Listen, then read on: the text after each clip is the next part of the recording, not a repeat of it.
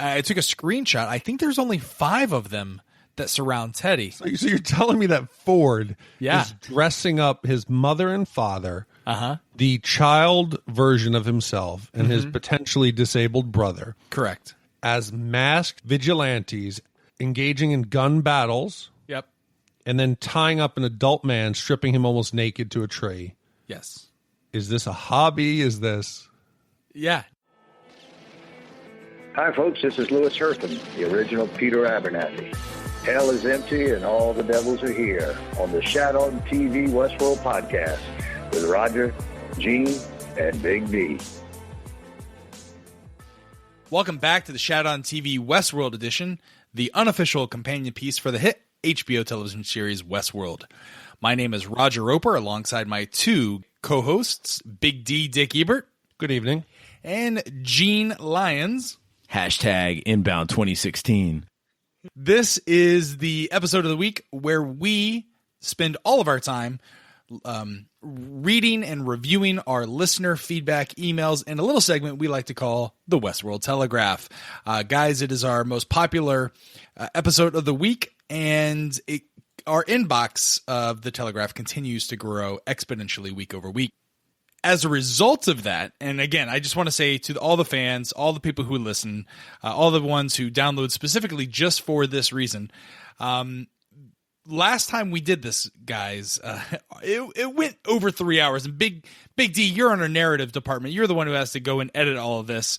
How long did it take for you to edit down the 3 hours? The editing really isn't bad usually, unless we have technical problems where I'm having to splice together separate pieces. So it wasn't that bad, but when you're doing 3 hours, you like to just go through for quality control. So you got to figure it was probably at least 2 hours. All right. So for the sanity of Big D, what I figured we'd do is we got 56 Telegraph emails this week. So and a lot of them were the same, asking the same questions. You know, a lot of them were Bernard or Arnold theories. We'll get to that. So what I did, guys, is I pared down the 56, and I took the best portions of that condensed that condensed pile, and we'll read that here on the air. However, if you are listening to this and you want to read all these in-depth emails, and gosh, we have the best listeners, the smartest listeners, the most attractive listeners, you're going to love them. You just go to our website, shatontv.com, click on the Westworld Telegraph, and join the conversation. You can read all the emails in their entire length and comment and respond to them. Again, the website is shatontv.com. But before we dive in, before we begin the Telegraph, Big D or Gene, is there anything you guys want to talk about? Yeah, and again, I just want to reiterate, we appreciate all the effort put into it. And a lot of the theories are close, and they're dealing with Man in Black is this, timeline is this, and even though each one has some valid points, we got to go with either the one that came in first or the one that kind of thoroughly flushes out the theory the best. So it doesn't mean that we don't love you, but it's an effort to try to keep it down to a manageable time. And we got a lot of feedback that people said they loved the 2 hours and 48 minutes or whatever it was, but putting out 6 hours of content a week is a bit of a stretch with a 10-month-old who's actually 11 months old now, who's starting to run around and the crazy hectic world. So not that we're going to cut you short, but just to make it as concise and meaty and juicy as possible. Yeah. Also, I think Gene's head almost exploded last time when we were about an hour and 2 hours. Yeah, guys, I mean, it's no secret that I'm an editor. I was born an editor, professionally trained as an editor, and anything beyond the absolute minimum amount of time that needs to be spent on anything drives me absolutely nuts. That being said, it's funny that, I've read conflicting viewpoints in either direction, that it was like, people are like, oh, stop kissing the audience's ass and stop being so nice. And then on the other hand, we hear like, get over yourselves. And I'll be the first to say that, there is any cuts to time are not made based on the merit of the opinions being shared. There is some super smart stuff being shared here. It's just a matter of practicality. I worked in newspapers where you had a news hole and the paper's only as big as it is. And no matter how brilliant the writing, you got to cut it down. So again, we've said on earlier podcasts, or it's out of respect for your time, and I hope people see it that way. And I love to have these conversations online in text outside of the podcast. So again, thanks everybody for sending them in, and I feel like they get stronger every week. So kudos to everyone. Yeah. Also, last week I realized that when we first published that I didn't put a link that was clear for everyone who wants to go to the website to see them. So what I'm doing is I have them segmented. So if you want to go read all the emails, there's a link there for the Telegraph. And then I've also a separate section for ones that have photos. So the people last week that had to do a little extra fishing, I apologize. I'll make it easier for you this time. Yeah, we'll tweet out all the links via our social media. You can follow us on Instagram and Twitter. We're at Shat on TV, and we're also on Facebook. Just search for Shat on TV Westworld. So with that being said, guys, let's open up the Westworld Telegraph, turn it on, and dive right in.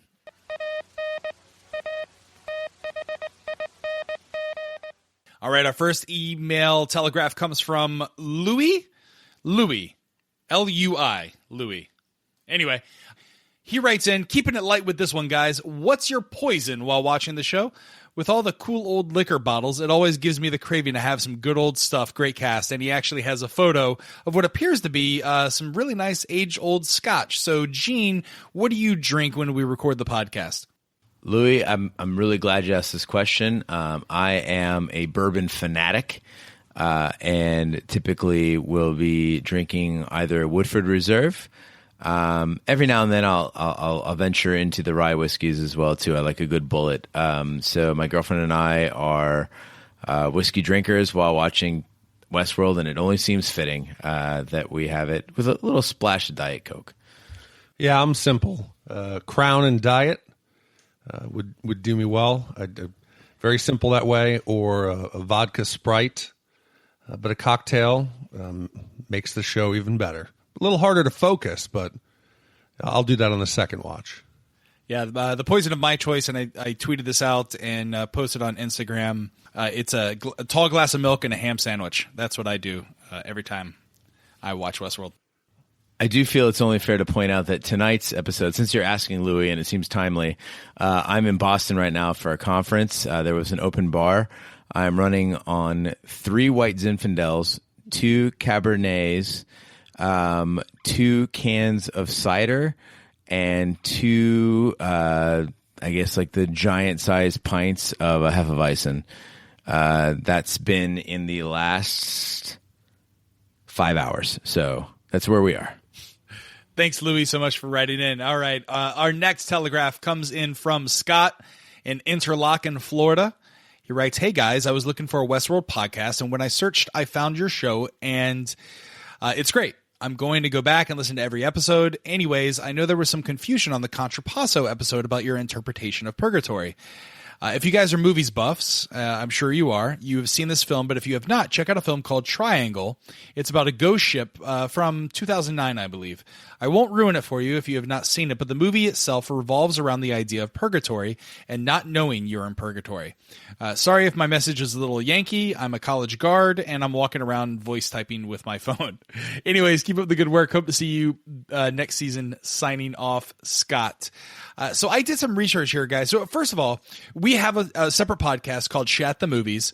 It's on iTunes, Stitcher, anywhere fine podcasts are found. And the whole idea is we go back and we look at movies from our childhood, 1980s and 90s, and review them and see if they still hold up, if they're any good. This movie would not fit in that particular format because they were released in 2009. And I got to ask the question here, guys. First of all, have you ever seen or heard of the film Triangle? No, that's a new one by me. I have not heard of it. It sounds curious, though. Anything based on Greek mythology that's put in a modern setting is always fascinating to me. I think that I'd love to check out, and then also go back. And I still haven't seen Bone Tomahawk too. So lots of great movie recommendations that we've got to check out. Maybe after the season's over, we could just do a run, have a party, you and I, Raj, and just get shit hammered and watch these.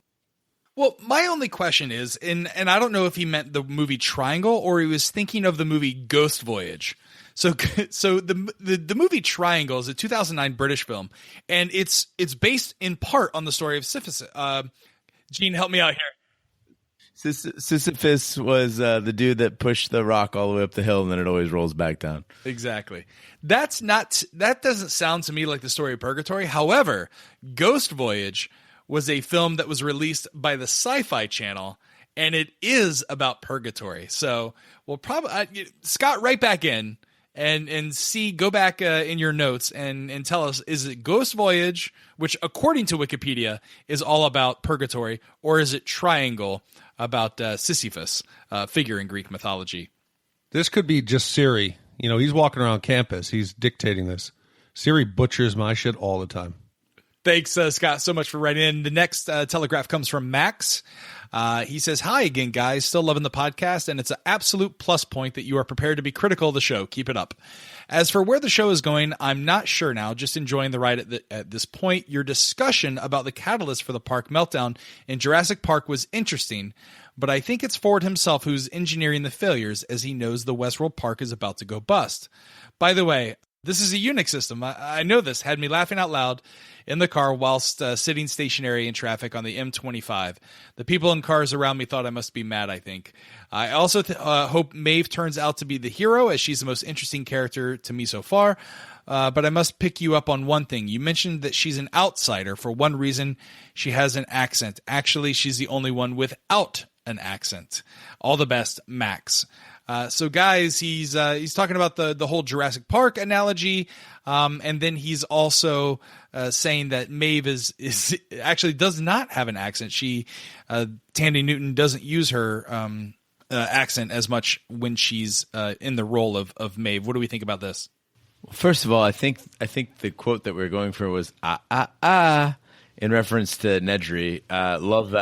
Love that, Max. Love that. Yeah, it's a Unix system. It's amazing how infinitely quotable Jurassic Park is for a movie that, it's one of those weird ones that kind of like all the Adam Sandler movies where I could just reference it out of nowhere, and some part of my brain is just dedicated to it. Like there is, when I die and they take that brain, this giant brain out of my head, and they piece it apart, they're going to see that huge chunk that's just devoted to Jurassic Park and all the wonders that were contained therein. As far as Tandy Newton not having an accent, it is interesting, Max. I mean, I know you're saying it, as an Englishman, I presume. In fact, she's, I think, one of the few characters where they never ask her during their interrogations of the host to cut out the accent. I got to agree with you. Maeve is the most interesting character. We're glad that Tandy Newton's playing such a prominent role here. We've talked about that at great lengths in past episodes. So thanks for writing in, Max. You didn't even let me go. Oh, I'm sorry. Go ahead. You didn't put your hand up. Well, I can't put my hand up in Zencaster. So Okay, I've been waving here at Roger. So I went back again today and I watched Adversary. And more I'm finding Ford to be a truly sympathetic character and a sad old man. I cannot see that he is the catalyst for the failure in the park. Seeing the way he is with his only positive childhood memory of his family, I can't see that he would do anything to risk losing that one little piece, that memory of his past. I think in the beginning our thoughts that it was him, that he was somehow giving the free will to the host, and I can't see that he would do anything that would jeopardize controlling the park, staying in power, and keeping the last pieces of his family together. So I don't think so. I think it's a third party. Max, thanks so much for writing in. Our next telegraph comes from Lois. She writes, if Bernard has been there over 10 years and has never decommissioned a host before, wouldn't it be a much bigger deal to both he and Dr. Ford that they had to decommission 2 hosts in such rapid succession? It seems they had serious mental failures, and they'd be looking more closely at all the hosts they updated if they believe the reveries in the last update was the cause behind it.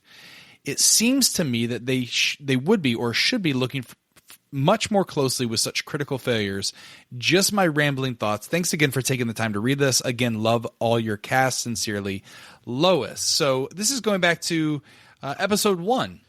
Lois, it is. I agree with you in the sense that when you look at this, and this is a thought I've had several times during the series, if you look at everything else in the show, it's developed, right? AI has developed. The human race has developed. Technology overall has developed. The world is a different world. It reasons that with litigation and with increasing restraints that are being placed on any sort of entertainment and any sort of commerce in the world, that there would be absolute shutdown of the park in any sort of situation that threatened people or when things weren't going quite right. I mean, you look at it now. If there were anything this aberrant about the behavior of any of the machinery or equipment at Disney World or Disneyland or Universal Studios, I'm pretty sure that things would be shut down at least temporarily while they figured stuff out. The only thing that could lead me to believe is they're trying to portray a purely capitalistic society where this is, at the throne of the almighty dollar that anything goes, or they're really trying to emphasize the desperation of the park. Now, Dick and Roger have both worked in a Disney environment. Maybe I'm wrong. Maybe I have that naivety. I can look at the world through the eyes of a pure young boy, but I don't know. It seems to me like that it's insanely reckless to not look closer at all the hosts after this sort of a catastrophic failure. Talk about Disney again. If you ever read the back of your park ticket, it says that you agree to have any case against Disney litigated in the Orange County courthouse. So Disney's protecting themselves a bit here, but it's all about spin. We know that the park has already covered up the death of Arnold, which we believe was not an accident. They made it look like an accident. So if you have 2 or 3 hosts accidentally get roughed up or get killed, some newcomers that get roughed up or killed by a host, you could easily write it off as, they were riding along the edge of a ridge, they had some kind of an accident. I'm sure they lose newcomers yearly to just the hazards of navigating uneven terrain on a artificial horse. So I think they can cover that up. I'm more concerned with the fact that they have, like you said, 2 aberrant hosts, and instead of truly decommissioning them, taking them apart, they just put them back into cold storage like they're going to reactivate them at some other point. And they do put the screw up their nose or they lobotomize them. But if that's the case, that they're terminally taken out of service, why wouldn't you really break them down? I got the vibe that they're maybe one day would put them back in the park. My theme park experience, all I can say is I used to work at the Jaws location at Universal Studios Florida, and there were certain boats that would just go off the track. Like they would get a little too close to the fire, and it would like singe people's arms and stuff like that. But they wouldn't take them off because they were more concerned. They were less concerned with the safety of the guests and the workers, and more focused on getting the queue down to a reasonable 90-minute wait. And then there'd be times where the shark would just be out of the water. Nope, just cover it up. Just cover it up. So I would. So we were taught certain phrases or certain scripts. Like I remember this one time where the Jaws shark that would pop out in the boathouse, which is supposed to be a scary moment where you go in and it's pitch black, and then the shark attacks. Well, you would get in there and the shark's just already like staring at you. So the cover was, and I kid you not, this is official by Universal Studios script standards. You would have to say shh, shh. He's sleeping. If we don't make a noise, he won't say anything. But then everything else happens. So like, the canoes drop down, the oars drop, all the rest of the effects go on. So then you're like, oh, come on, guys. Who's the one that made the noise? So yeah, so they definitely were less concerned about guest experience and more concerned with moving people through the line. It sounds to me like Universal Studios is basically just training all of you to make excuses for dad's alcoholism. Like, shh, he's just sleeping. Don't worry about it. I honestly, having been through lines of Universal Studios, I'll take a shitty shark if it just gets me through the line faster. Yeah, now it's part of the wizarding world of Harry Potter. So rest in peace, Jaws. The next Telegraph, thank you so much for writing in. The next one comes from our friend Terry from San Antonio. She writes, your podcast is super fun. Love the way you brainstorm, question, and laugh at each other. We have been presented with the following. Man in Black is an Uber gamer that wants to blow up the game, free the hosts. Dolores was helping Arnold destroy the park and failed. Therefore, Arnold died. In the saloon conversation between Ford and Black, Ford calls out Black's anxiety and snarks about solving the maze as a journey of self-discovery. That has to mean that Ford knows something about the Man in Black. And Man in Black decides to make himself the villain the park always needed. Ford again snarks that he could not have made up such a character, which is clearly baiting Black. Recall that the Man in Black griping about the shoddy new generation fleshy bots. He thought the originals were beautiful. So, the story that after the first 3 years, when there were no guests, Arnold died in the park.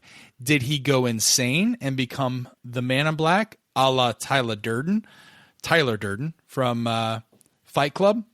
I am now lost down the rabbit hole and hope you might reply to this email. Why, oh, why didn't I take the blue pill? Thanks, Terry. So, guys, is there any thoughts on this theory that the Man in Black went crazy and was the original Arnold? No, I don't think he went crazy. We see that he's obviously running a large corporation and foundation outside of the park in his real everyday life. So we see that he's perfectly functioning, as an adult. He seems to be fairly stable. He's clear-minded. I'm not detecting any signs of mental illness. He seems to be clearly driven to a goal, which is to solve the maze. But Dr. Ford's definitely aware of who he is and why he receives special treatment. That whole conversation where they're goading each other and baiting each other back and forth. In second viewing, I think it's an insult at Dr. Ford, that almost Dr. Ford was the creator of the first generation of mechanical bots. Then Arnold developed the second generation that we see today, the more elegant. So I think it was a cheap shot directly at him saying, well, I just did it in reverse, right? Because he's knocking the fleshy ones, right? Yeah, he's knocking the flesh bots. I just like the term knocking the fleshy ones. He's knocking the fleshy ones. Yeah. So just to get back to this, is he saying that the Man in Black is Arnold? Yeah. So Terry's theory is that the Man in Black is Arnold but doesn't know it.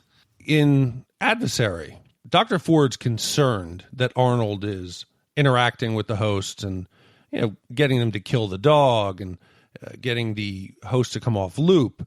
If he was aware that the Man in Black is Arnold, wouldn't he just go directly to him and shut him down or remove him from interfering? Well, I think that would assume that Arnold, Man in Black, is a host, which I don't think that she's saying that she thinks Man in Black is a host or is a robot, but is actually the man. And just like in Fight Club, right? You have Edward Norton's character, and then you have Tyler Durden. I forget what Edward Norton's character's name was. I forgot. So anyway, so he's human, right? He's just crazy. It's like Mr. Robot, right? So they're crazy. Spoiler alert. Yeah, spoiler alert. So there's two people. Son of a bitch. Sorry about that. So basically what she's saying is Man in Black had an accident. Now doesn't even know he's Arnold. Arnold is this other side of him. But that Ford knows, but Ford is not telling him that he's Arnold. Yeah, so I'm right. So Dr. Ford knows that the hosts are hearing Arnold. So he would know the true identity of Arnold as the schizophrenic Man in Black. I guess. This is a crazy far out theory. I thought the only way this could possibly be, it couldn't even be that, where the fact that Dr. Ford is the one who's, being the Ed Norton schizophrenic, because other people have seen the Man in Black. Stubbs references him. So I think the only one here who suffered a head injury is us. And Terry. Also, if you note that in that conversation between the Man in Black and Dr. Ford, Man in Black is very quick to say that, Arnold would have been able to destroy the park if it wasn't for him. I think it's very clearly that he is familiar with an antagonistic role. He just seems too lucid to be crazy. Now, again, this is television. These are plot points. Anything is possible. But as much as I would like there to be a larger story to this, I do think that the Man in Black is probably the Man in Black, and the more likely scenario is that he is another character that we've seen before, either aged or that what would be even cooler is in the last 4 episodes of the season that we get to really see his backstory, and it's something mind-blowing. Do you think that the ultimate reveal, I watched the Adversaries right now. Could you imagine if last episode we see one of the characters that we've always thought was human, the reveal being their face opening up similar to young Robert? Would that be beautiful or would it be cheesy? I just want to see it explode like Darth Vader at the end of like in the tree of Empire Strikes Back. To me right now, anything that has special effects or any further plot twist to me have taken on the moniker of like Cheese Brigade. I really want to see character development here. I really want to see them take what they've established over the first 6 episodes and really build something out of it. And for me, I'm willing to forego rationality in the sense of, or in the name of beauty, right? When Maeve is being paraded around by Felix throughout the facility, makes no sense. I mean, again, you guys pointed out huge issues with his position in the corporation, security, why are there not cameras on this, the fact that she's got clothes on. I mean, there's just one thing after another. But the fact of the matter is, it's a beautiful scene. It's a heartbreaking scene. And I'm willing to give to see that, right? But in the same sense, it's like any trickery or big reveals in the name of further mysteries, I've lost my appetite for it. Thanks, Terry, for writing in. The next one comes from Jeff. He writes, the fact that during the Man in Black jailbreak, there had to be a request for a pyrotechnic effect shows how tightly controlled everything in the park is. Given this fact, why would you assume that the nitro in the wagon heist is real and could be used to sabotage headquarters? Absolutely love your podcast. Keep up the good work, Jeff. I think that what we're seeing there is again, if you're looking at the idea of multiple eras being depicted on the show, this might have been a time when they played a little fast and loose with the rules. Again, Pariah is still functioning at this time. The park is a wilder place. Again, if you look at the park, especially if you look at it as a metaphor for the United States or for Manifest Destiny, the idea that that we are meant to push from coast to coast. You've got the park that has a wild growth as children do. Early in the show, you've got when Stubb says to Bernard that children eventually rebel. The park is being born. It's a genesis, and there's a rebellion, and then it's being brought back into line. If you subscribe to that theory, in that sense, the Nitro at first would make sense. Just as having multiple hosts being able to function with weapons and be violent made sense, and then in more, again, if you subscribe to that philosophy or theory on the show, that more recent hosts, the more current timeline, the latter hosts have restrictions on who's allowed to be violent and how. In that sense, I think that it makes perfect sense. And I don't know about you guys, but there is a scene where in episode 6 where Sizemore is talking with Teresa, and there's this huge boom off camera. And I don't know if that's the terraformer that Ford is employing or if that's an explosion that we'll find out about later. Yeah, I also heard the explosion in the mesa echoing off the canyons. Sizemore didn't seem too surprised by it, so it led me to believe it's more of a common occurrence and less the construction of the new part of the park, the new narrative. But to go back to the Nitro, totally. If this would fit into the two timeline narrative, that early in the park we know that the weaponry and the munitions were completely different, more raw. And more effective.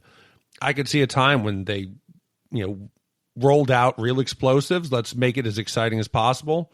And then they started seeing some deaths and said, "Hey, we got to dial this back. We need pyrotechnic approval." And I think that would explain it. So, are we still subscribing to the idea, though, that this is not part of the narrative, and this is a heist that's going to end up in the headquarters, or is this all part of the narrative that? El Lazo, Lawrence, alongside William and Dolores are on. This is just, a regular narrative that would be, a guest experience. No, I don't think it's a question about narrative. He's questioning the technology. Why would they really have explosives out in the park, regardless of narrative? And the only way you would have that is back in the time when they, like Gene said, they played fast and loose. Got it. Jeff, thanks so much for writing in. And the next one comes from Trip. Trip writes, great job, boys. Truly enjoyable podcast, especially The Telegraph. I have some quick hits for you to ponder. Number 1, Ford is ultimately trying to recreate his long-lost love in the form of Dolores. Delos is the name of the parent company. Ra is an exclamation in Greek that can be translated to either fool or friend. No, I wouldn't say that at all. And number 2, the maze is a topographic map of Mesa Gold. Maeve is the one that has made it into the maze. Consider this microphone dropped. That comes from Trip. I'll take a stab at this, Trip. Point 3, the maze being a map of Mesa Gold. I love this idea that Maeve is the one that's made it in. And up until episode 6, I would have bought into it. But when they started talking, when Teddy starts talking with a rather intimate knowledge of the maze, the philosophy behind the Maeve, the man in the middle who is killed again and again, and and builds his maze around himself. Now, in a sense, you could see that as a metaphor for Maeve, in the sense that being a trained and bred and engineered master of deception and persuasion, that you could see that being a maze of sorts, and she being at the middle of it, man being a representation of just a living sentient being.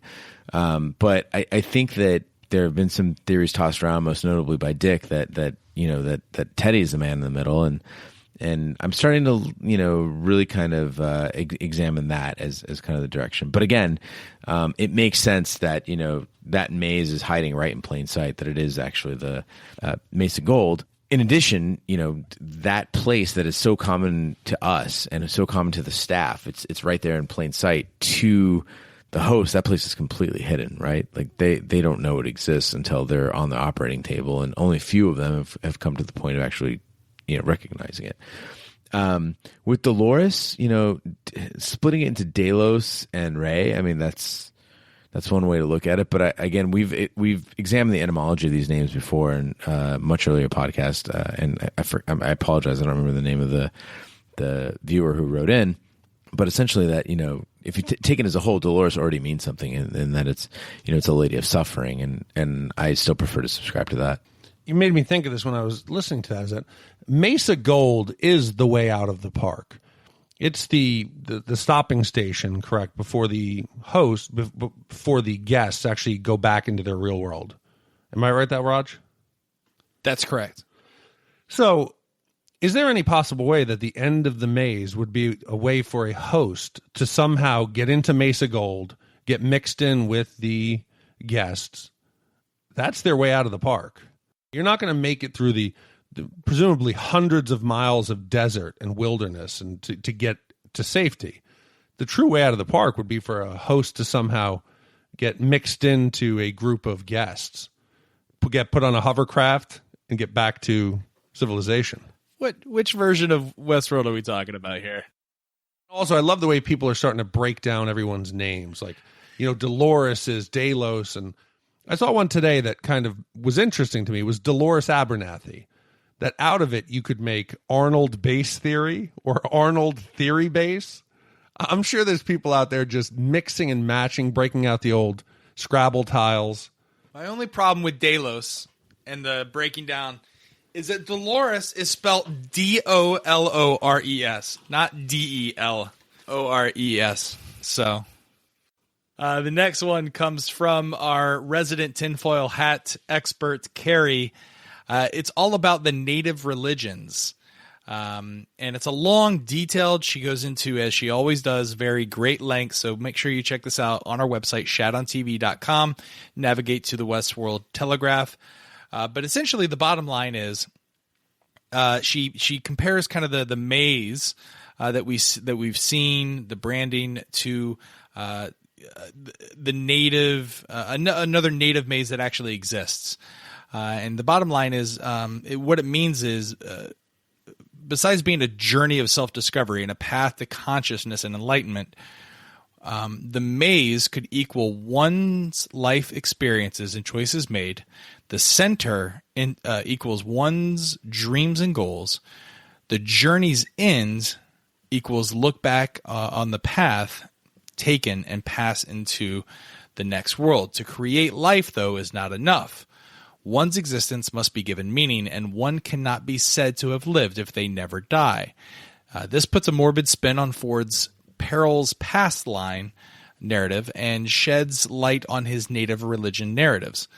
The thing that I keep coming back to, according to Carrie, is the photo from Ford's office. How long has this struggle really been going on? Has this scenario played out once for every figurine pictured? So the Katsina dolls, right? The little objects that we saw the little girl carrying in one of the episodes. There's apparently a screenshot that Carrie has taken and added here. And again, this will be posted, where there's multiple figures. So I think what she's trying to say here, guys, is that these figures represent either hosts or newcomers that have entered the maze or completed the maze. What do we think about this theory? No, I don't think it represents the completion of the maze or that have come in. That it could be that they're based on native legends or characters or real living people, family members. But this is quite a collection. Unless this is like a 75-year-old woman collecting glass figurines, this is more than a compulsion. These have to represent individuals. Thanks so much for writing in, Carrie. The next one comes from Margaret in Toronto. It's entitled Man in Black's Eyes. Hi, guys. Love the podcast. The deep dives you guys take drastically improves my experience on watching the TV show. So I'll keep this short and sweet. There's just no way that Logan is the Man in Black. He has dark brown eyes. Why does no one else see this? However, both William and Man in Black, on the other hand, keep up the good work. An OG listener since episode 1, Margaret. I think it's pretty clear that the Man in Black has been augmented in certain ways. Now, his body, I believe we've talked about whether it was marked up as a result of being branded or burned in a fire, whether it was, a cyborg body entirely, which I kind of subscribe to because of the fact that the ammunition and has little effect on him, and also his strength is kind of and reaction time is pretty substantially better than everyone else's. So I mean, who's to say that he doesn't have enhanced eyes or anything else? That being said, it seems like they've left his face largely untouched. And again, whether that's a metaphor for identity or the mask we wear, I mean, who knows? But the fact of the matter is that he hasn't been de-aged, no plastic surgery, none of that stuff, and his face seems to be the one part that he is willing to show. I agree, although there is a lot of wiggle room there. I do agree that it's unlikely it is Logan, and the eyes would just be not a deciding factor, but just additional clues to the identity of the Man in Black. Yeah, I think that's one of the practical applications of this technology. Sure, it's fun to create a theme park for the ultra-rich to come, experience debauchery and violence on a level that they can never do in the real world. But also, this technology would be advantageous in the real world, not just to create new life, but to augment and repair, injured people. So it would make complete sense that there could be augmentation to the Man in Black. We see in the movie, I don't know how many people went back and watched the 1973 classic, that they make a point to say that they swapped out the eyes of one of the hosts and gave him a new form of infrared vision. So if the Man in Black is truly augmented, upgraded, the eye color could easily be explained by that. Thanks so much for writing in, Margaret, and for listening since episode 1. The next telegraph comes from Mike. He writes, "Hey guys, whatever happened to Kissy? Once the Man in Black scalped him, we never saw him again. Shouldn't the techs have been able to find him, repair him, and get him back out there? I'm a believer in the multiple timeline theory, and I think we will see Kissy again, but it will be William and Logan who will come across him. Do you guys have any theories as to what happened to our favorite card dealer? Love what you're doing, Mike." I know what happened to Kissy. Kissy's taking the long, dark nap. Kissy, unfortunately, the actor, Eddie Rouse, he passed away in 2014 after he filmed his appearance. So I don't think we'll be seeing him again unless they have a backup Kissy somewhere down in cold storage. But Raj, did he also write back after you responded? I believe that Roger, because I caught this one, responded back that the actor had died, and he came back and said, "Oh God, now I feel bad about my theory." Yeah, according to Jonathan Nolan, they actually had more Kissy storyline and that they were going to do, and he was going to be an integral part to the story, but they actually just decommissioned the idea of Kissy and gave those storylines to other hosts. So you mentioned that this was filmed a while ago in 2014, and we know that they shut down production for a bit of time. And then they did some rewrites, came back and started filming. You had mentioned before that the episode we just watched, 6, The Adversary, was the first one that had substantial rewrites and when they had started refilming. Is that true? I believe it was either episode 6 or episode 5. One of those. Okay, because I felt a definite tone shift. Yeah, I did as well. You could tell it in the music, the way it was shot, the prominent use of the color red, and tones that were carrying themes throughout. It felt definitely like an upgrade in production. So I don't know what they would have had in store for Kissy, but it would have been interesting to see. Rest in peace, Kissy. Thanks, Mike, for writing in. Our next telegraph comes from Kathy. She writes in, "Hi there, amazing podcast, by the way, and keep it long. It is what fascinates me." Anyway, this is the first time I've written into a podcast or anything, but I've had a light bulb go off in my brain, and I needed to write this story, or this theory. Note, this happened before episode 6 in case this gets revealed. Are you ready for this? The man in black is Arnold, but he doesn't know. Here are my reasons. Arnold died in the park 30 years ago in the critical failure. Man in Black was born in the park apparently 30 years ago. The ages of the actors, Anthony Hopkins and Ed Harris, are very close, 2 elderly men. He's the ultimate VIP. The man gets whatever he wants, according to Stubbs. The Man in Black has extensive knowledge of the park, the hosts, and the blood transfusions, very advanced. And Ford seems to have respect for him and won't get in his way. Maybe he misses his old friend. I think that Arnold attempted to connect or transfer his brain functions in order to create his consciousness in the host, and it wiped his mind, or there was some sort of amnesia in the critical failure, or maybe he chose to live in the park. I think Ford is bemused to see what will happen when Man in Black reaches the center of the maze and discovers who he is anyway. Just something to think about, Kathy. So this is more of a detailed analysis of why possibly Man in Black might be Arnold, which is why I left it in when you compare that to the other listener who wrote in. Gene, any thoughts on this? From a stylistic standpoint, metaphorical standpoint, from a lesson learned standpoint, I would say that, it would be really awesome if, we discover this startling, devastating, earth-shattering revelation that the Man in Black this whole time was Arnold, that he died metaphorically, just in the sense that he was born metaphorically 30 years ago.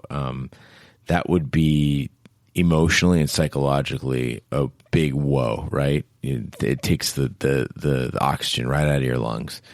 And I like all of that. But these pieces of evidence, when you look at them one by one, they're easily refuted. The Man in Black was born in the park 30 years ago, they say, and that Arnold died 30 years ago in a critical failure.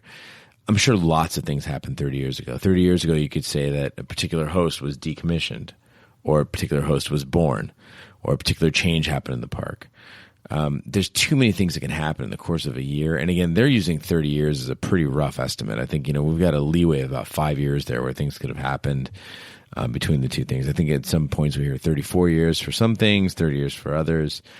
The ages of Anthony Hopkins and Ed Harris being very close. Look, anybody who has been coming to the park for 30 years or operating the park for 30 years is going to be around that age or dead. So, I mean, you've got that going on. The ultimate VIP, again, why would the ultimate VIP be Arnold in that sense? I mean, if Arnold is kind of flying under the radar or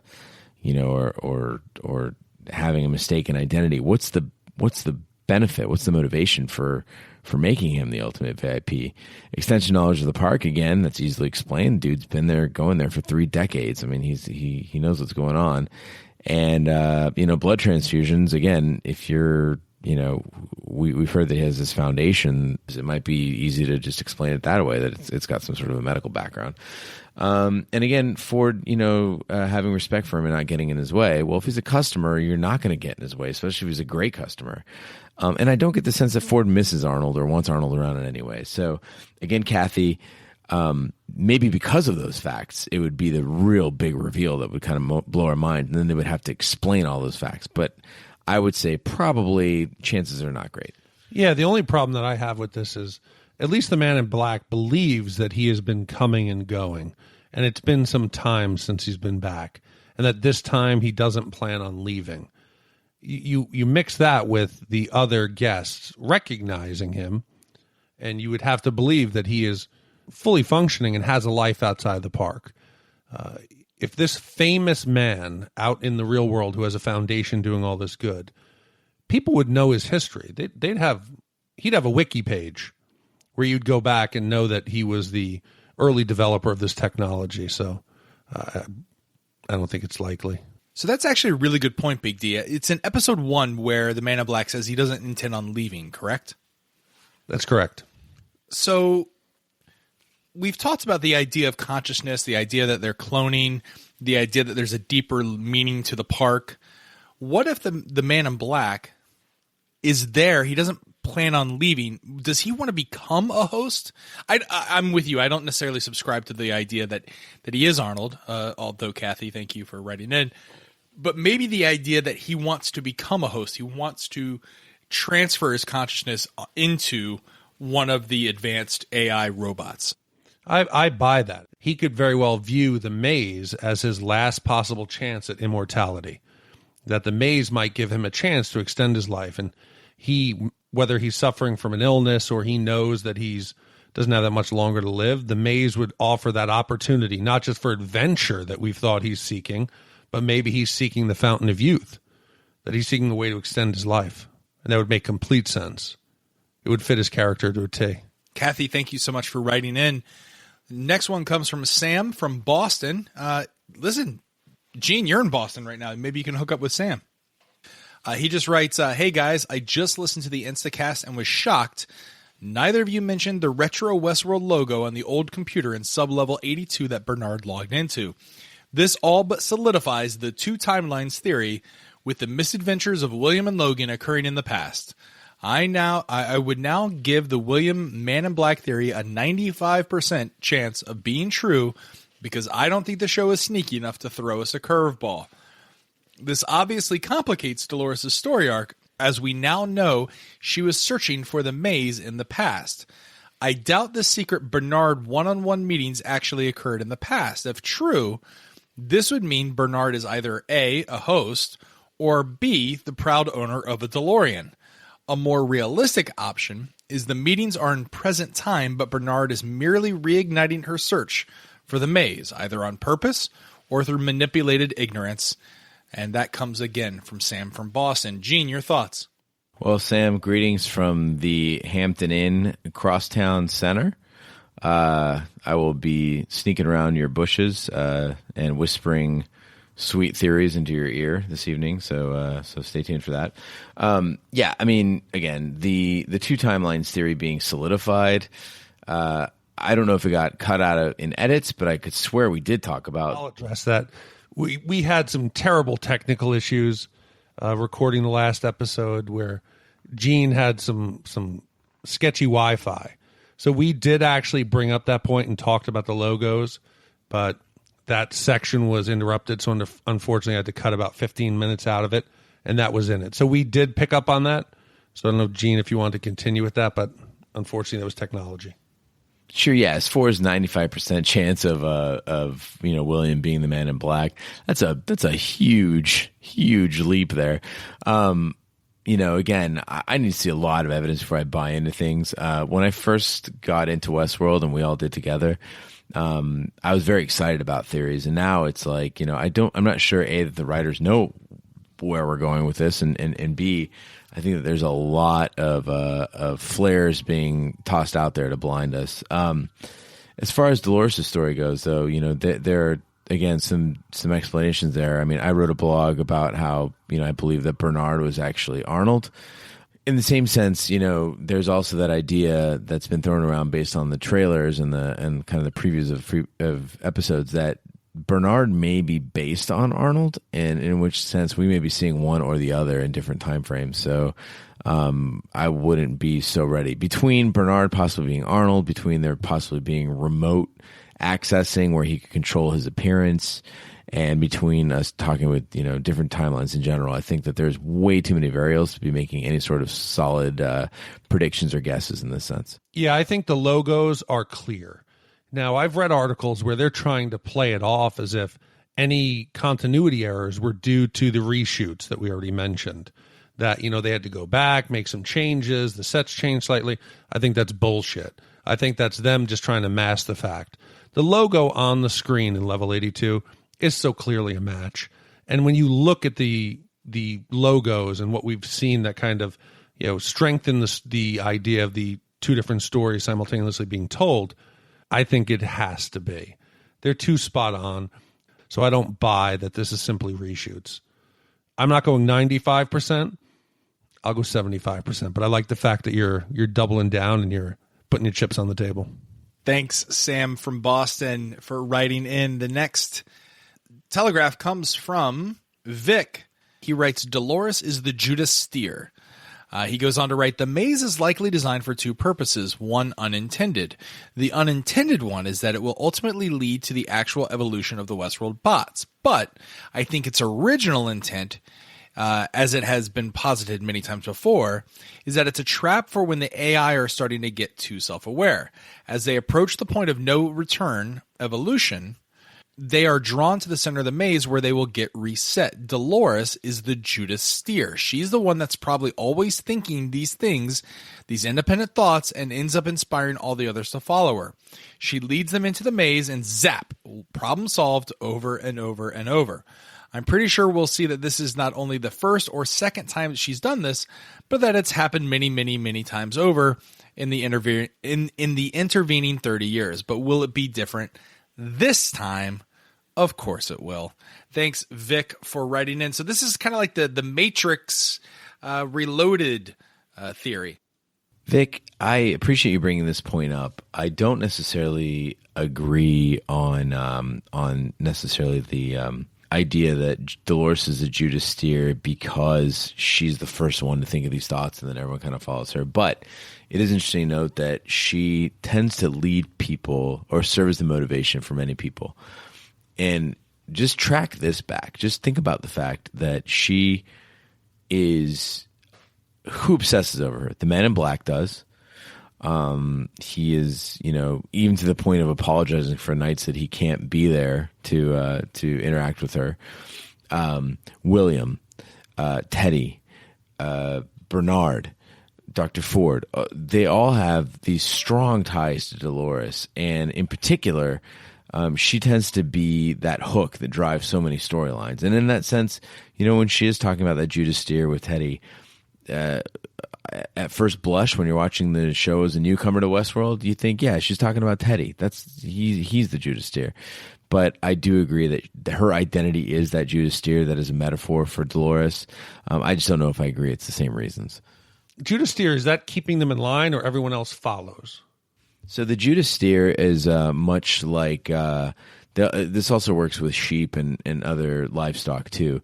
It's the one that they keep alive because it's manageable and the other ones follow it. So if you want to get cattle into a slaughterhouse, for instance, or get cattle from one area to another, you use that Judas Steer to get them all to follow it, and then you would slaughter all of them or contain all of them and let that one go free.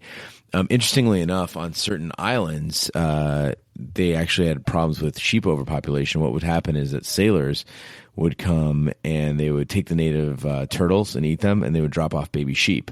And then on their return trip, because you had fresh meat with the turtles.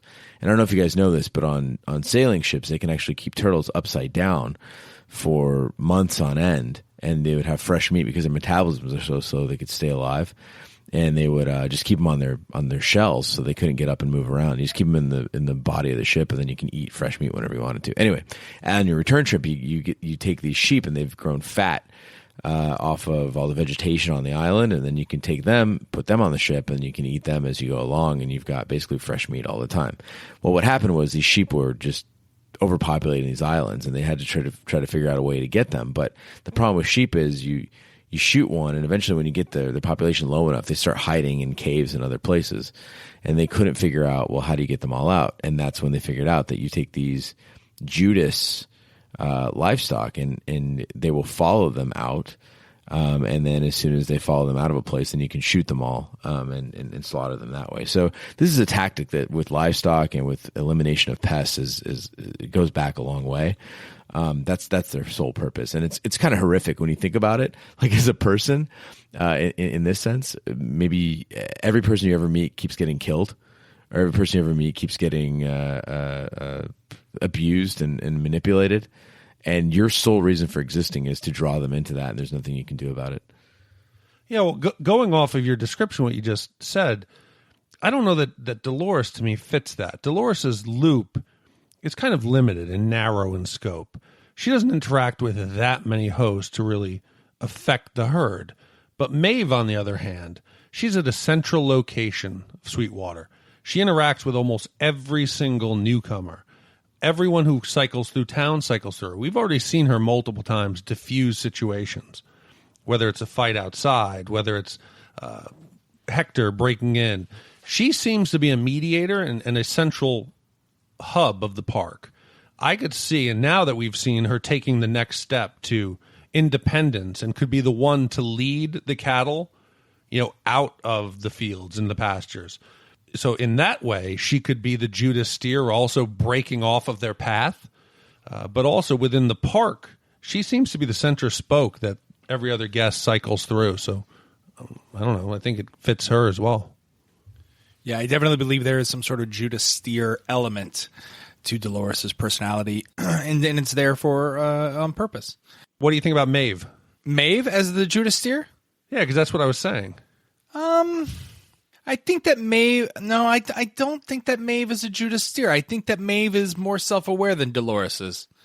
In 2016, the only television that's going to get to me, the only television that's going to blow my mind, the only television that I'm going to fall in love with is a show that would aspire to be as shocking intellectually as that kind of a move. In that, I really hope, and anytime I have a complaint about Westworld, I just really hope that they're going to prove me wrong.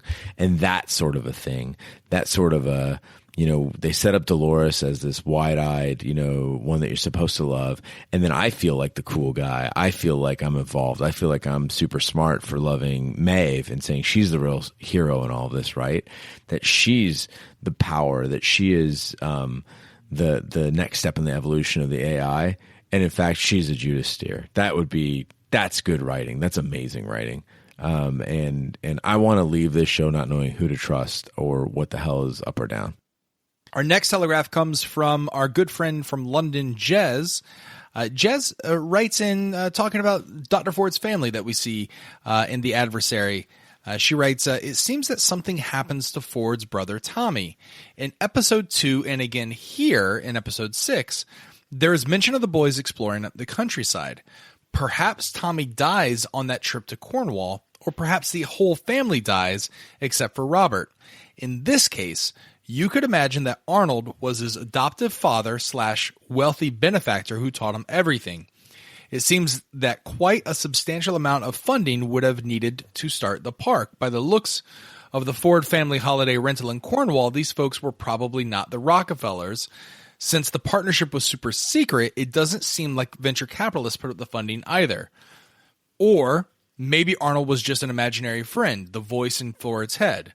Arnold may not be a person after all, but an acronym for a piece of old code. Lots of love from London, Jez. Guys, what do we think about this idea? One thing that occurred to me that nobody seems to be talking about that follows along this is that why is Ford's family all dressed old-timey? Like, we're living in the future here, right? Like, wouldn't they look like modern people? No, it's a snapshot of his memory, the one good time he had with the family. Right, but when did he have this good time? Like in 1912? Yeah, when he was young Robert's age. But we're talking about the future here. So why would they be dressed like that? Okay, this is the future for us. So presumably Ford is, if you're talking about a continuity of chronology, Ford is younger than you or me or Roger, right? Maybe this is just a cyclic change, and that old-timey, 1940s British countryside chic is back in vogue. It seems a little suspect to me, and I'm surprised that more people aren't bringing it up. And again, Jez, love your writing in, but man, you are dark, and that might be a byproduct of being from London. If you hung out at the Slime Light, I wouldn't be surprised. Maybe we can go grab a pint sometime. So I got a funny vibe in the cottage with Ford and his family. We see Ford out, young Robert, going adventuring throughout the countryside. We see him run into older Ford later on when he's looking at the church steeple. I find it kind of odd that his younger or his brother is never with him. So going back and watching the scene with the family again, I got a distinct vibe as adult Robert is sitting stroking his younger brother's hair that his brother was either possibly disabled or mentally challenged or something had happened to him, because the rest of the family is interacting, although, not ideally. They seem to be functioning on an even plane, but I think there could be something wrong with his brother. I agree that Ford seems to pay particular attention to Tommy, and also takes actions toward him that he does not take toward any other host. I mean, we've seen Ford willingly cut the face of a host, demand that they be stripped down, to not cross that line between what is a human and what is a host. And in this case, he's offering comfort to a host, and we don't see Tommy do much of anything. So I agree, there is something going on there, and I also, at this point in the storyline, would, if I had to guess, I would say that there would be some sort of a disability involved. And I think that's kind of also a bit dark. We've heard Dr. Ford say that that the hosts of his family were a perfect, idealistic version of them, that they were not that perfect. So he had kind of reloaded some of the flaws. The father drinks. That would be a difficult choice to make. If Arnold presents you with an artificial version of your family, of your dreams, in a perfect functioning manner, and then you choose to reinstall or give your brother some disabilities, that would be real dark. So I just was coming up with a theory that I had to go back and I had to rewatch episode 3 of The Stray. In The Stray, it's the first time that we see the gang of masked men team up on Teddy, right? They surround him, and he kind of does a 360 circle and shoots them, but does it to no avail, right? There's nothing that's done to these masked bandits, correct? And then the next episode we see Teddy tied up to a tree. With me so far? Yep. In episode 6, when Bernard is there and he stumbles upon this family, this island of misfit hosts, they don't respond to any of his verbal commands, correct? They do not respond to Bernard's verbal commands. Okay, so theoretically, guys, what if these 5 hosts or these 4 hosts and maybe someone else, maybe Ford even, maybe those are the guys in the masks, and it would.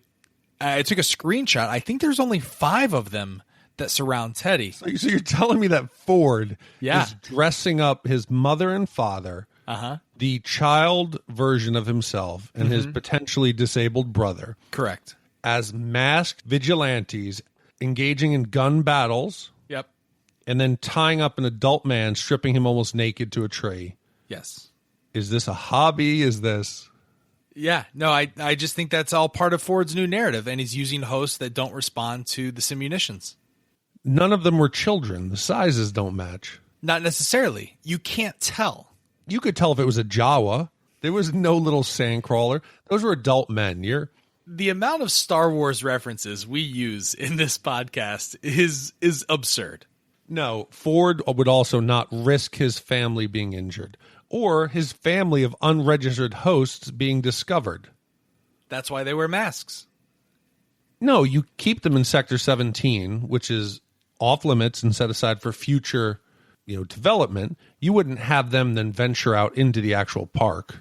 Listen, I hate to say I told you so, but watch. It's going to be Ford's father, mother, his little brother Tommy, his crazy homicidal little version of himself that's killing the poor host dog because the voices are telling him to. Watch. Bone Tomahawk. Thanks so much for writing in. The next one comes from Gary. He writes, "Hey guys, you continue to delight in your delivery and I continue to move your podcast to the front of the line when it shows up. Thanks for doing what you do. Awesome find this week with the 5 unregistered hosts. As I posted on your Instagram, I think we will look back on this and recognize this is a foreshadowing event that leads to the reveal of Ford as an android. Thinking about this has given me cause to consider some of the motivations for Ford. I am a long-standing fan, amateur scholar, of Joseph Campbell. According to him, one of our longest enduring myths is the search for the father. When Ford introduced us to Arnold, he showed a picture of his android version father. We know now who that man is. It isn't Arnold per se. So is Arnold on a quest for his father, aka Arnold? And does this answer why he visits old Bill and pines for the days past? Again, this comes from Gary. So I don't think that Arnold is necessarily his father. I don't think his father was ever named Arnold. That I didn't get that from the 5 hosts. Did you? No, I think, and I was the one who posted the picture of the 5 hosts, that it hit me right away that the numbers didn't match. We'd heard one of the security techs reinforce this with Bernard saying, no, we have had no techs in the area. So they've been tracking humans in and out of that area. They would have warned Bernard and said, no, we've had no techs in the area, but Dr. Ford is there now. Nobody seems to know that he's there. He seems off the books like the rest of his family. It just doesn't ring. Why would Ford tell Bernard that the man in the photo was Arnold? It makes no sense. Either he's trying to explain away the Arnold myth, that maybe Arnold never existed, and he needed a photo somehow to show Bernard a physical representation of Arnold. I wouldn't be surprised if Arnold turns out in the end to have not been a real person, because it's convenient that the lawyers couldn't dig up anything, that there's no photos, and that Ford then passes off this family photo as proof of Arnold's existence. Thanks so much for writing in. The next telegraph comes from Rick in Akron. Rick writes in, I think the hosts, at least some of them, have achieved consciousness before, perhaps even multiple times. It probably relates to the incident 30 years prior, but also why they dole out weapon privileges selectively and why they wipe their memories clean every day. It's also probably why they keep them on a loop instead of having them wander around acting like real people who may spontaneously go off and do something different. Any host that breaks their loop is flagged and brought in just in case they start getting ideas. I know Ford's Greyhound story is an analogy to when a host finally achieves consciousness but doesn't know what to do with it. Guys, what do we think about this idea? Yeah, so I think it's likely that in the past, I mean, we already have proof of an incident 30 years ago that involved some catastrophic loss of life or property.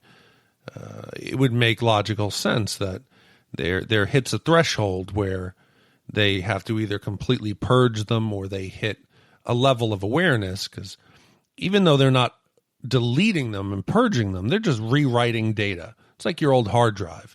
You could take that thing apart, and even though you've hit delete, the data's still there. The hosts are very much similar. So I think they might hit some critical mass where the cause is different each time, but it would allow them to remember or to almost have data flow or data kind of overflow the boundaries of their container, and the host would become an issue. And each time there's an issue, you put in a new protocol, whether it's weapons, limitations or provisions, refining their loops, closing them down, restricting geographically, whether you can go to the old territory, the new, what cities. It would make complete sense. The next telegraph comes from Kat T in San Francisco. She writes, "Hi guys, I just finished watching episode 6 and I must say I'm pretty convinced Bernard is a recreation of Arnold. It's not the most watertight of theories, but there's some pretty good evidence now. I went back to episode 3, The Stray, to watch one of those scenes, the one with the Alice in Wonderland, and guess what I heard? When Bernard brings Dolores back online, you hear beeping and machine whirring. This must mean that this is an older version of Dolores, hence the mechanical sounds. Assuming the hosts are mostly flesh and bone now, this is great evidence that this conversation between Bernard and Dolores is happening in the past. And since Bernard doesn't seem to have aged since then, I'm guessing it's because in those past scenes we're actually seeing Arnold. Finally, the last piece of pseudo-evidence. We know Arnold built Dolores. Ford explained as much. In the show trailer, upcoming, we see a pair of hands putting Dolores' face on a mechanical robot skeleton. The hands are Bernard's complexion. Could they be Arnold's hands? Sure. It may have been one of the hands of the other techs from the early days, but I bet Arnold would have done the honors. And again, this comes from our friend Kat T in San Francisco. And I posted this on our Instagram and Twitter, this picture. In addition to the complexion of the hands being the same, it's also some long sleeve black. It looks like long sleeves from a black jacket, which we know early Bernard, which if this theory holds true, that would be early Arnold, always wears a black long sleeve jacket. Guys, your thoughts on this theory? I always go back to Elsie's seemingly off the cuff remark to Bernard that, you've been here forever. She says it so quick in passing, but it carries such weight. He's been there early on. He's been there longer than every other major employee of the park that we're aware of, with the exception of Dr. Ford. It would make complete sense. And like you said, in that screenshot, the complexion's the same, but also the watch and the manicure of his hands looks very similar to the screenshot that I posted for this episode on I think it was on the website, where you can see Bernard holding the tablet and actually looking at Sector 17 and the 5 unregistered hosts. So you can clearly see his hands. It does look very similar. I also picked up on the mechanical whirring and the sound that's almost like a distant banging of like a drum. Dun, dun, dun, dun, dun, dun. And that also sound is played when Dolores is struggling to overcome her weapons provisions. So I don't know if it's always used to represent the mechanical whirring of gears in her early version, or it's her kind of signifying that she's pushing her boundaries, or that there's some kind of internal conflict going on. But I've heard that exact sound. I didn't pick up on it at all, but I'm really glad you guys brought it up. I can't wait to go check that out. Gene, and you were the first one to actually write that in your first blog post that Bernard was the ghost of Arnold, right? And I think we're starting to see more and more people catch on to this theory that may indeed be the big reveal. I mean, I'm flattered, but at the same time, I think everyone's become obsessed again with these two things. And I'll say it, another 100 times, I'm sure, before the season's over, that we haven't demonstrated that anybody can move their consciousness from one place to another. That's not a technology that's been demonstrated on the show. So really, the only thing we got to go with is that you can have reproductive or attempts at reproduction of things, more casual reproductions of actual people, and that could be the case. But again, those are two very different things. Yeah, and I think that's what she means here by recreation, right? It's not a consciousness, it's not downloaded. It was just made in the form of, and Dr. Ford has input the characteristics of Arnold that into Bernard that he wants to utilize. But in that case, it's almost equally likely that the hands you're seeing are actually Arnold's hands. You know what I mean? Like if you made Bernard to look like Arnold, then in a sense, it's going to be very hard to tell who's who. And I think that's the issue. And we've already seen that they can, reproduce Ford's family and give them a pseudo personality which closely matches the original. So I don't think this theory or the ability to transfer some, at least, recreation or cheap duplicate of a person's personality is possible. I don't think it's too much of a stretch. Our next telegraph comes from Jordan. He writes, here comes the big argument. I believe the multi-timeline theory, original, right? But here's what I've noticed that I didn't hear mentioned. Maeve is never seen on screen with William and Logan, at least not that I've been able to track.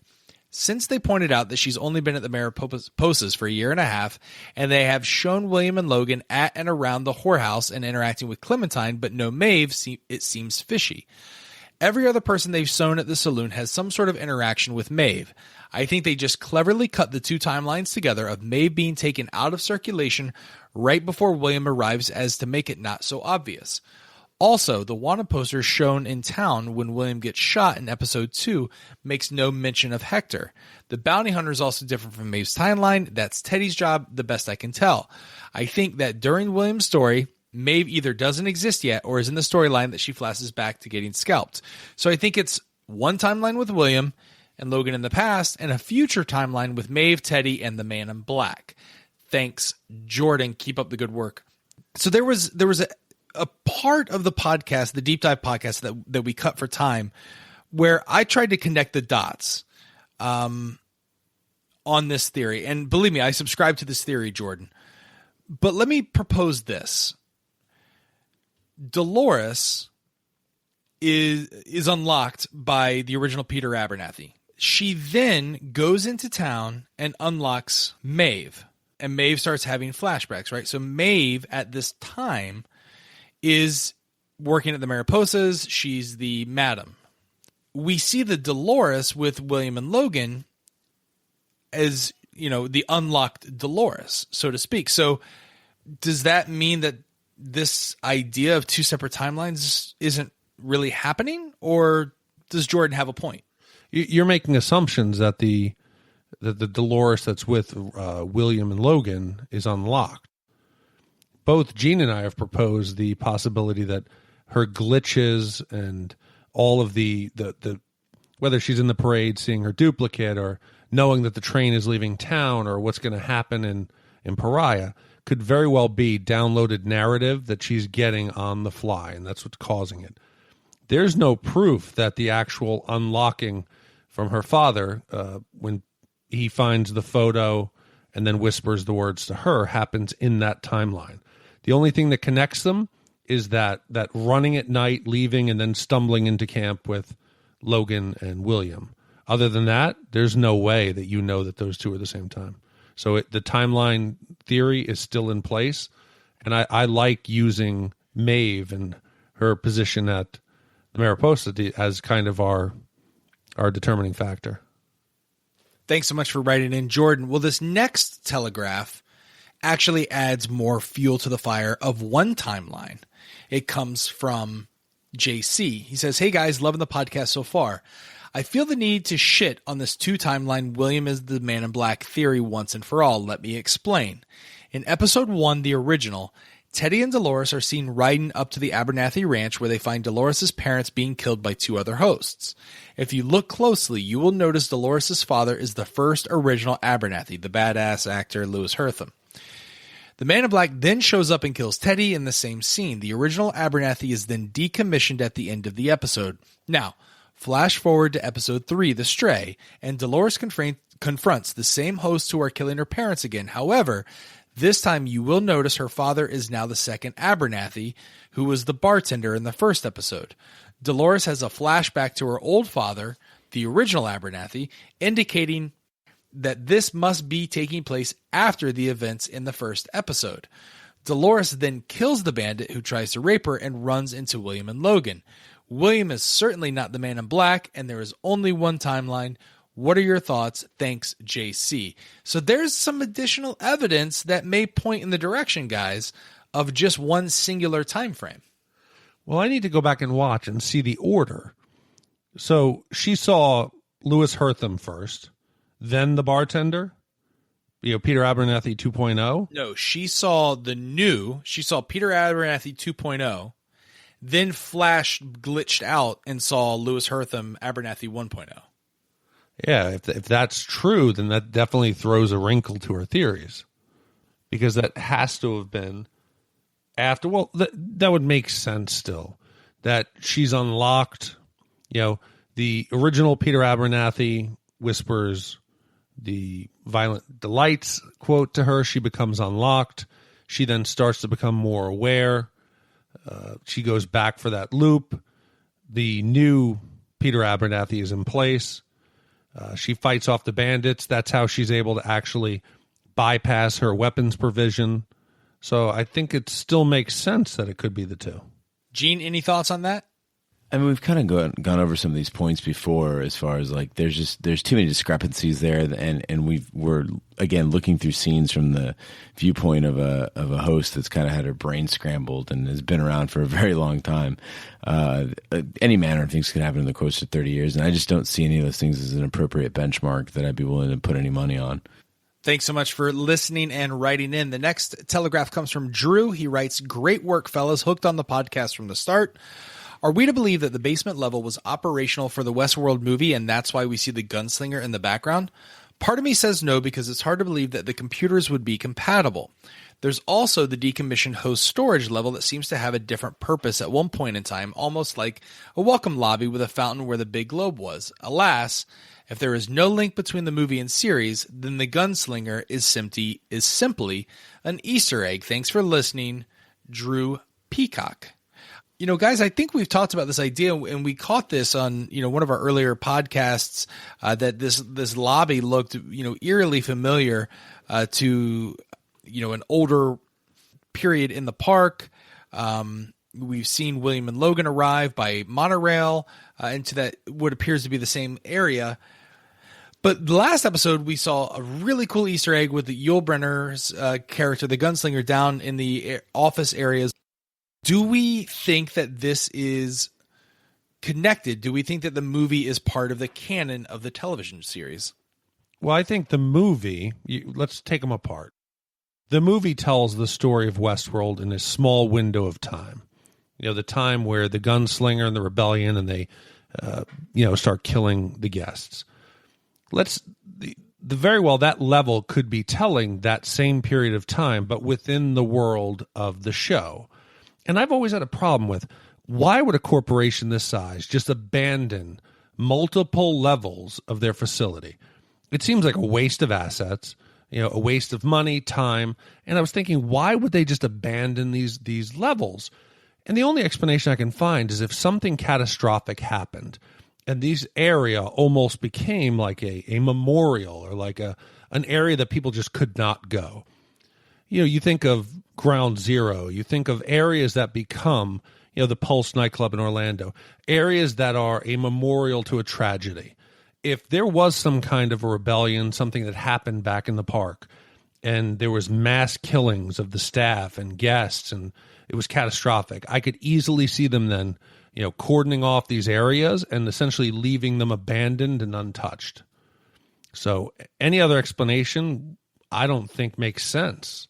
My vote is strictly Easter egg. Again, I think there's things in the show, even when we're seeing those early scenes of all the hosts dancing, doing ballroom dancing and stuff, and it does give you some hints as to who's been there the longest, but mainly it's just kind of like a, did you notice, did you see that thing? And I immediately sat up straight when I saw the Yul Brynner's, or an allusion to Yul Brynner in the background, all fuzzy and out of focus. But I think it was just kind of a little gift, a little wink to the audience. I definitely agree with you there. But can you come up with any reason that a corporation the size of Delos would just abandon multiple layers of their facility? Oh yeah, again, like you said, it's like a Chernobyl sort of situation, right? Like something so horrendous happened. And again, if we're talking about, if we want to talk about this show as not a literal show all the time, but rather that there's some metaphor there. It is your unconscious mind, right? Like it's those deep memories.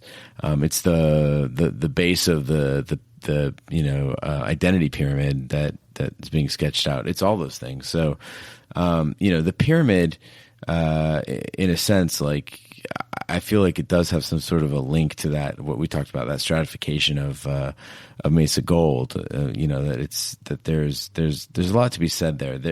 And we've gone through it before. There's no reason to have all those floors, even. It's just it's all there intentionally, I think, to as a mean of symbolism. So the next telegraph comes from Randy. they write, "Hey, this isn't a theory, just an observation. Isn't Elsie at the theater of the old horror line story that Abernathy used to be a part of, and where he learned his Shakespeare quotes like 'These violent delights'?" Love the podcast, by the way. Randy, this is something I did not pick up on, and it's a really, really juicy point, Randy, and I appreciate you writing in on this. Guys, I love this idea, and even further than that, we don't see who, sneaks up behind and takes Elsie away. What if it's Peter Abernathy's character, played by Lewis Hertham, that's gotten out because he was never fully decommissioned because Bernard whispered something into his ears? I didn't get the sense that, although I got the sense that he quoted Shakespeare a lot, and that the dinner party was, I thought the dinner party was about a professor. I don't know that it took place in the theater. Typically, dinner theater or any sort of, or a meeting with a professor is not going to take place in a theater like that. But that would be really cool. I mean, we haven't seen Abernathy for a while. Eye has been off of him. I know that, he went into cold storage. I also, and we've said this from the get-go, I don't think an actor of Lewis Hertham's caliber would be used for so few episodes when you've really got access to him and could do so much more with his character. I also like the fact that you could picture that, the old theater is the headquarters for whatever's going on, that the relay's placed there. I could picture whoever is actually behind this sitting in the theater and thinking, hey, what would make some great words that would be the unlock code? And looking around where they are in the theater, Shakespeare, I think it would be perfect. Let me ask you this, though, guys. Do we know that the character of Peter Abernathy was part of the theater? I thought maybe, now that I think about it, wasn't he just a pastor used in the play, The Dinner Party, that happened to quote Shakespeare? No, I think he was in that narrative. I think he was in that storyline. Right. I agree, yeah. Yeah, we hear also that at one point he was a lawman. We hear that he was, I believe, the pastor. But he was never an actor, right? He was in the production. He was in the production of The Dinner Party? Yes. We'd have to go back and check. We'd have to go back and check. People will probably fact check us and nail us on this, but there's no other explanation of how the character could logically know those lines. That's a good point. Randy, good catch. See, I took it as he was a professor. Yeah, that's what I who was part of a narrative called The Dinner Party, obviously a reference to the Donner Party, who quoted Shakespeare and also ate people. That's what I remember as, but we may have to go back and research this. But either way, Randy, thanks so much for writing in. All right, the next telegraph comes from Justin. He writes, "Hey, brosifs, if Maeve is going to start a rebellion and escape Westworld, how will she and the other hosts disable their tracking systems when out in the real world? Couldn't Stubbs take a crew and track down each host who has escaped, or will we get a total recall moment and the hosts will dislodge tracking devices from their skulls? Thanks, dudes. Justin." I've often wondered about that and other questions, like, do they have power packs? How are they how are they operated? Now, presumably they're organic at this point, and so they have to be fed, I imagine. I don't know if they have digestive systems like human beings, what it is that is their power supply. Do they just sleep? Are they powered by, nuclear energy? Who knows?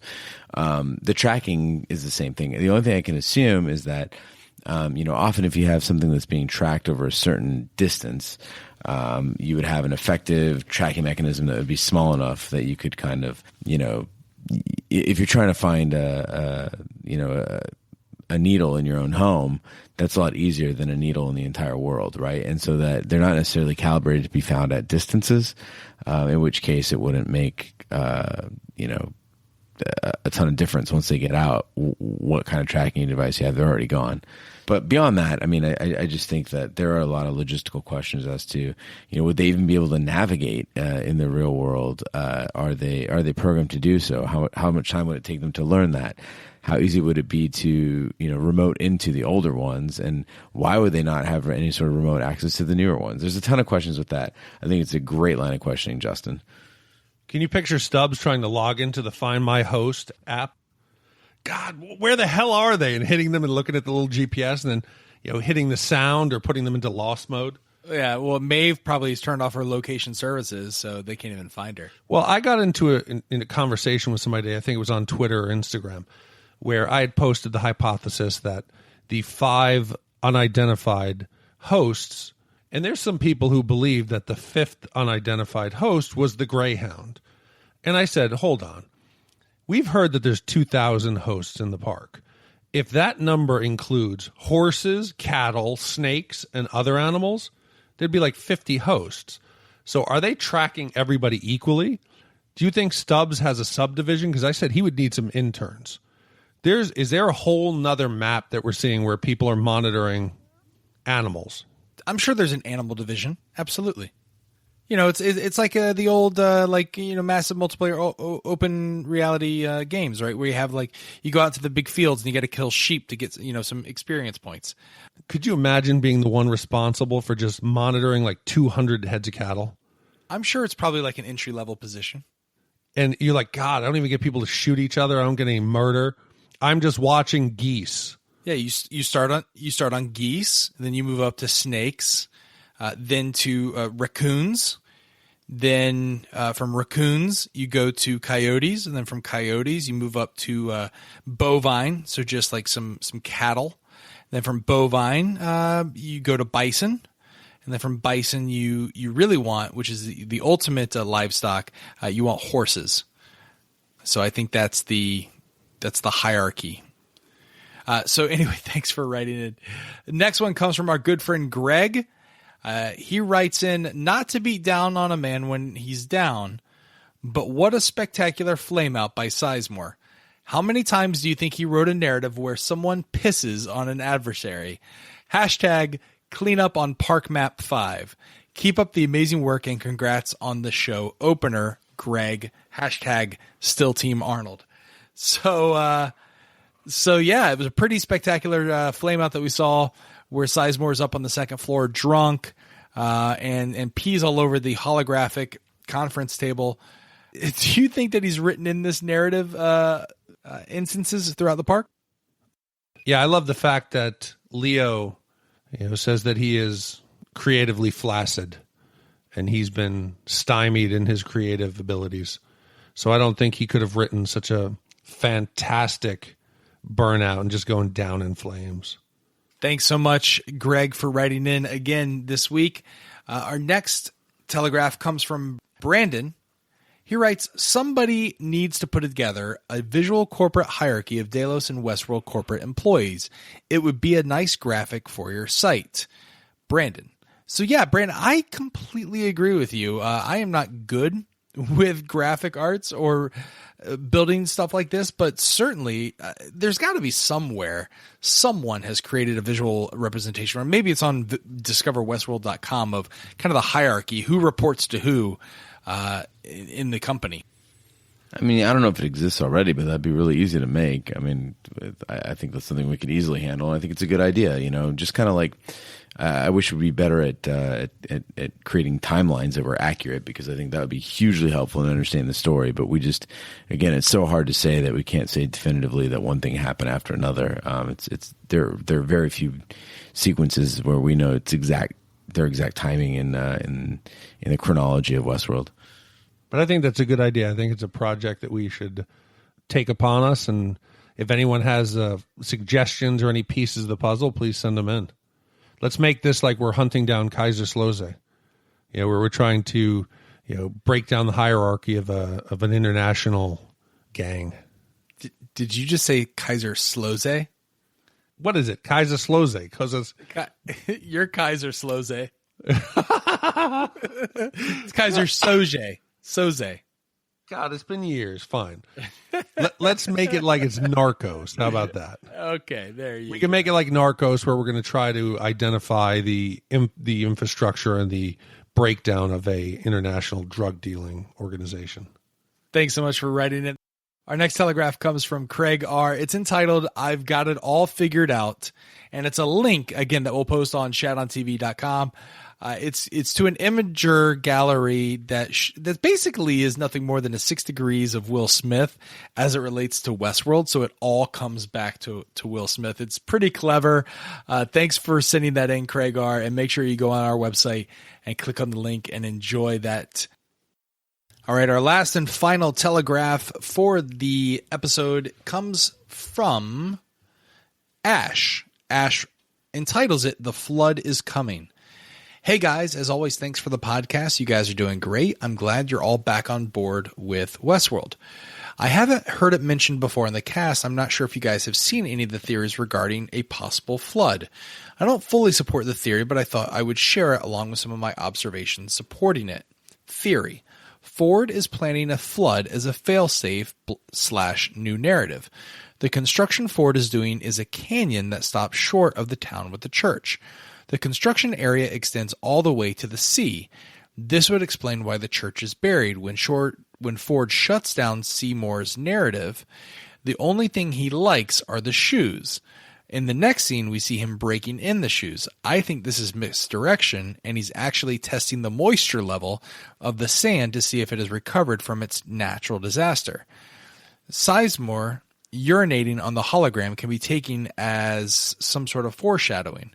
When Ford shows up to the village with the construction workers, all the hosts freeze. The only thing that continues is the running water of the fountain. The sound of running water continues through the entire scene between Ford and the construction workers discussing stopping the canyon short of the village. Teddy's last name is Flood. And then also he wrote that Teddy has a quote that says, "Well, there's a place I heard down about down south where the mountains meet the sea. They say the water's so pure there, it'll wash the past clean off you." Ash continues to write, "I still don't fully accept that this is what will happen, but it was an interesting take on things. Maybe it's just a new attraction for the guests and hosts to enjoy. Waterworld."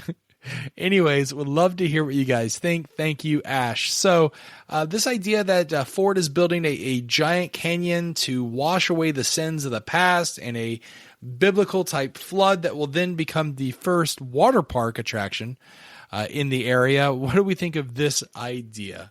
I got to tell you, I love this. This is a perfect example of a tinfoil theory. There's enough there that's based in fact, and there's circumstantial evidence that you could say, I see some fibers of a possible narrative, but it's also so fucking crazy that it's this is a tinfoil. If we have a tinfoil Hall of Fame, this one would have to go in it. That's why I saved it for the last, because it is out there. But this water theory, this is not the only email I received about this flood theory. This is awesome. There's enough there that you could just be like talking yourself into it. This could be real. This is happening. This is what's going on. Oh, I got to tell people. Church, flood, Teddy flood. This is awesome. Buried, moisture levels. The fact that he pointed out that he's testing out the moisture levels with the feet. This is, guys, this is why Westworld is awesome, because everyone takes a different look at it. And listen, we're not making fun of you, Ash. I think this is a great thing. And hell no, Ash is going to be in the Hall of Fame. This is just the fact at the end he called it, it's part of the new attraction, Waterworld, gets me every single time. I read this no less than 20 times today. This is great. Really interesting part that I was noticing with Wyatt is that we haven't seen Wyatt and Teddy in the same place other than in Teddy's own recollections. And you notice that when Teddy shows up for that shootout, when they're trying to get into the tunnel, those guys refer to him as Flood. They don't refer to him as Teddy. They don't refer to him as Wyatt either, but I think it's a little, curious that I mean, obviously they're in the military. I get it. You go with last names and whatever, but I do think it's odd that, like anytime they leave a last name off a character, some of them get them and some of them don't, why does Teddy have one and why it doesn't? And is it possible just because the way, I don't know, something about the way they show those flashbacks, it feels like maybe not necessarily both of them were there at the same time. That there's only actually one of them. Again, and I think there's a lot of Fight Club Tyler Durden going around, but that it could be an explanation.